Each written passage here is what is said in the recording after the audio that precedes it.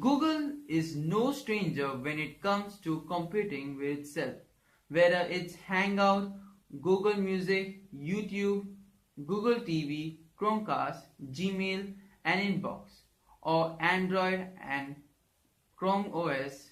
Now, the last one is quite intriguing at a time where Google is kind of integrating Android and Chrome OS, bringing Android apps over the Chrome OS.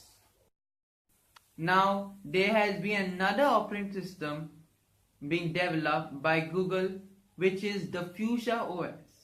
We have heard about it in the back September, but at that time there wasn't even a GUI to talk about. But now we have got more information coming in. In this video, let's take a look about that. Hey, what's up you guys, this is Freddy and let's get started.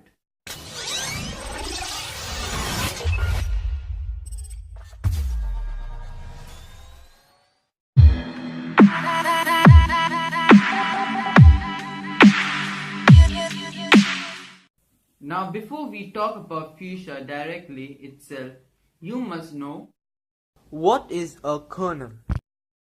The kernel is basically the core of an operating system with complete control over everything in the system.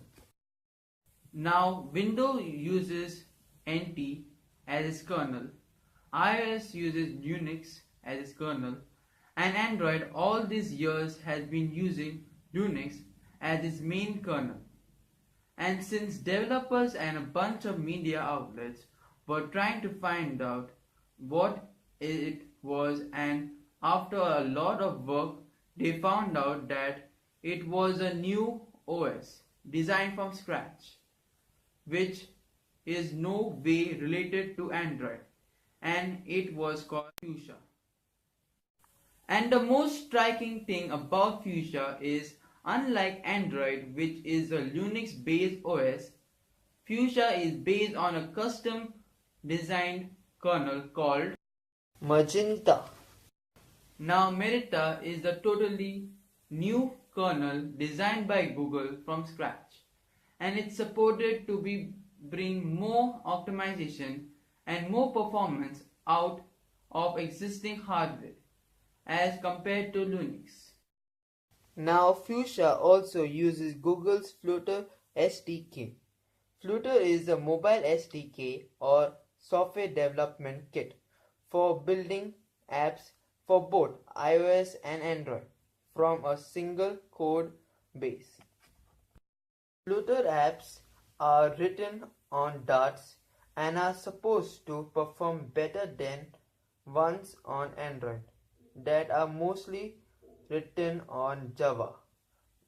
The system user interface for Fuchsia is called Armadillo. Now let's take a look at Fuchsia's OS preview.